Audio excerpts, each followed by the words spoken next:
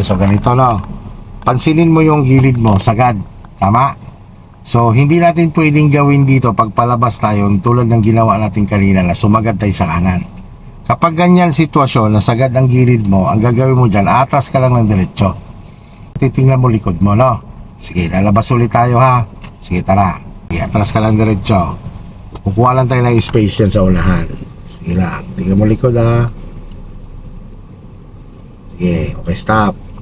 Yan. Ngayon, lagay mo sa first gear. Tapos, sagad sa kaliwa. Yan, hindi mo yan mailabas ng ganyan kaagad ha. Atras pa tayo ulit. Sige, tingnan mo lang yung pole. Sige, forward. Okay, stop.